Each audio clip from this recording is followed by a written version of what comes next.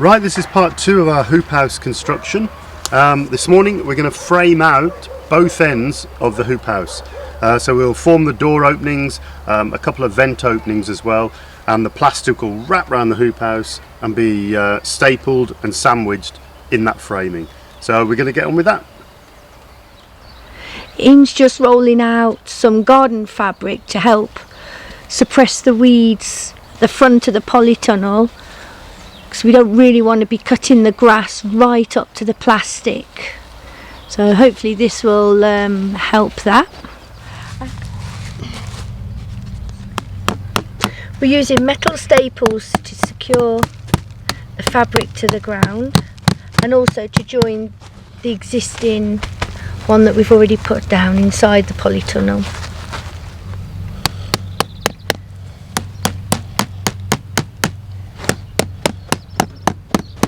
I've just got to secure it with a few extra staples because we've run out, so we'll get those in shortly. But for now we're going to carry on and get this frame up.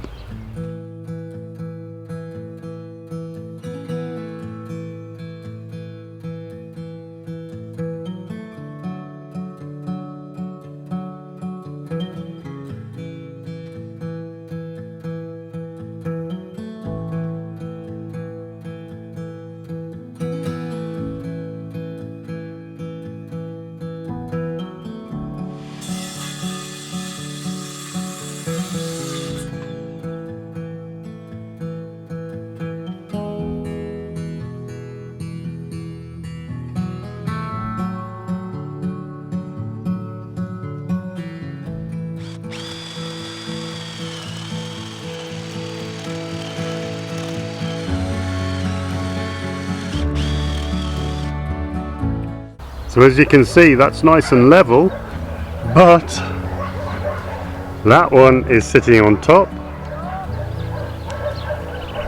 and that one I've drilled a hole. I was hoping just to offset the holes, but it is too far out. So what I'm going to do is just plant a piece of wood here and drill the hole through. It looks a bit untidy, but that'll be the only level we have on the polytunnel, because the polytunnel is sitting on the ground and realistically is not level. So I'm going to get that level, so at least all the doors and everything I can plumb from that datum line.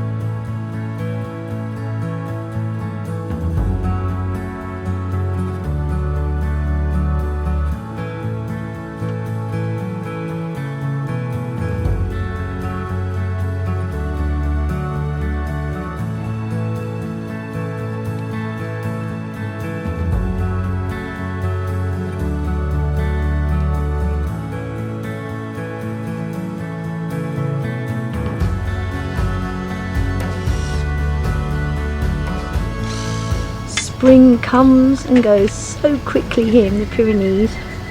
Within 2 weeks everything's lush green.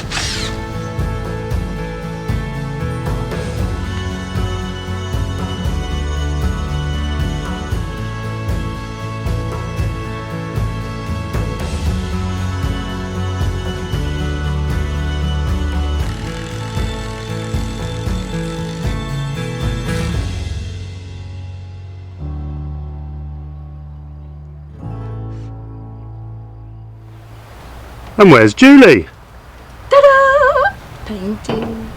So now all the wood's dry on the compost bins, the field shelter, and also the polytunnel bases. Julie's putting on her famous oil and gasoline mix, diesel mix, and it's all soaking in pretty well. It's very dark, but it'll soon lighten up, so we'll just keep feeding this cheap wood and hopefully it'll last a bit longer. Right, I've done the framing on one side of the hoop house. Designed it as I went, but try to use up all the wood I've got. So I've got a 1.6 meter opening for the door. So either side of this vertical pillar, I'm going to have two 50 centimeter square vents. So I'll just frame that and then put slats in there. So I brought these diagonals down to the frame and just bolted them into the bottom of the frame. And I've carried on this base plank around the bottom, which is really a sacrificial rock board, but hopefully Julie will coat them in their oil and diesel and it'll all be good. So that's this end of the frame, and now I've got the other end to do, which I'll frame the door out. I've just got to go back to the workshop to machine this out on my chop saw. It's a lot easier there.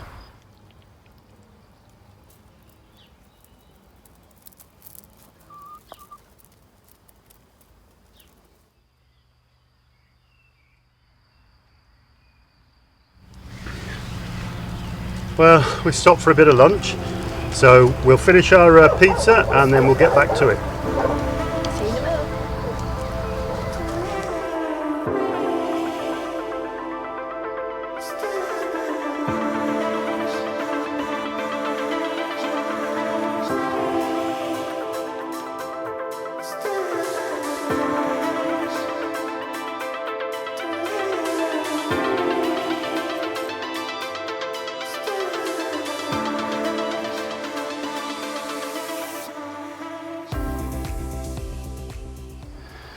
So that is all the framing done.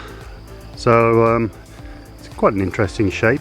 Just here, there, I'm going to put in another block down and another block down there, and I'm going to put in vents at those two sections, and the same on the other side. But two big uprights, 9 centimeter square uprights. They go into probably a 50 centimeter spike into the ground. I thought that was the easiest way to do it. Stops digging in the posts. And then a couple of diagonals to get the rigidity. The center post here that I've made in the workshop, and it's exactly the same on the other end. We're just going to put in the wires now and get the hoops all tensioned up.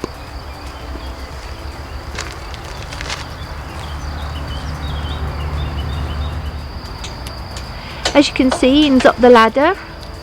He's just starting to fix one of 3 main tension wires that will run the whole length of the polytunnel to help give it rigidity, and then we'll do a series of 3 more wires as you become lower down from here on the side section, both sides, at 50 centimeter intervals.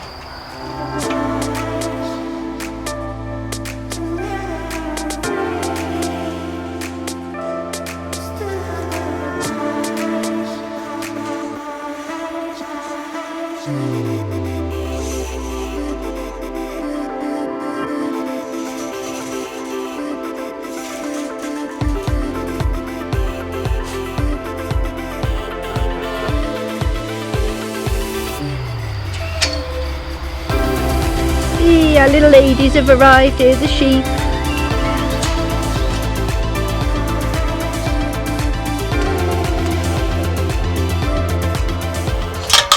Ian's just placing a thinner wire. He's just cut a short strip of a thinner wire to twist round to pull that main wire you just seen him put on, so it's really tight against the frame.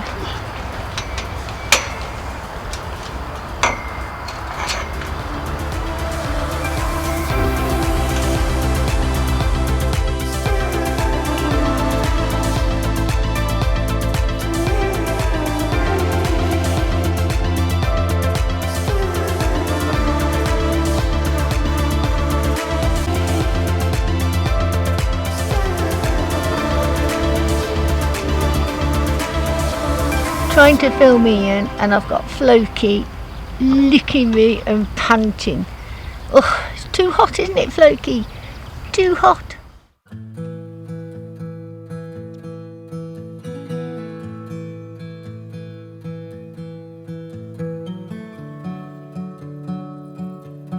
Hi there, another day on the tiny homestead.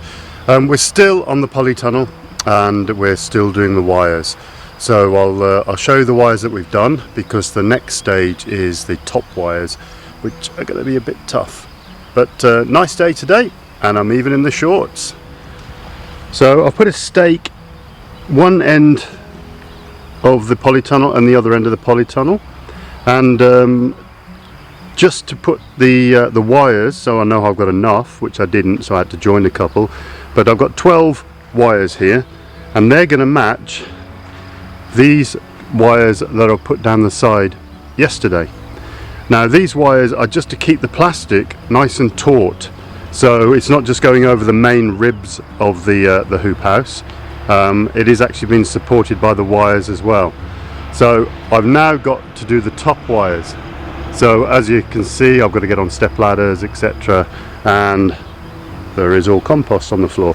So I'm going to give it a go. Hopefully Julie will be here in a minute, but yeah, this is a job.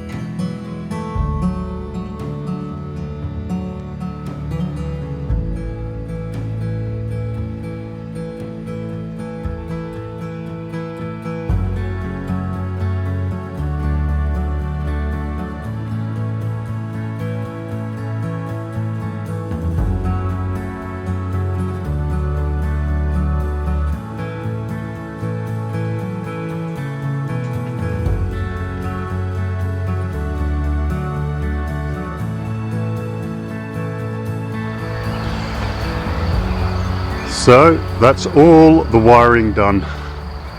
That was a horrible job. Lots of twisting, lots of sharp cables and lots of scratches, but all done.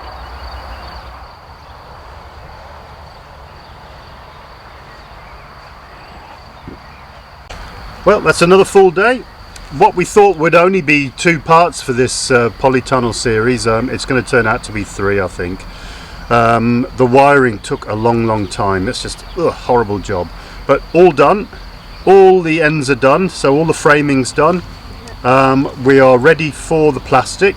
So in part 3 we will dig the trenches both sides of the plastic and get the plastic on, so Julie can get on and start planting her little plants.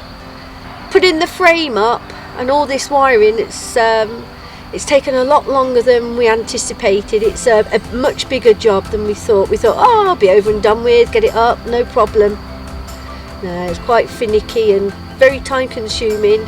So yeah, we'll see you in part 3 of this video. Please click subscribe, thumbs up and the little bell for notifications. We're going to start planting, we're going to start growing, we're going to start eating. Chickens are doing brilliant. We're up to 5 eggs a day now. So yep, it's all going good. So see you in the next video. Thanks for watching. Bye from the Pyrenees.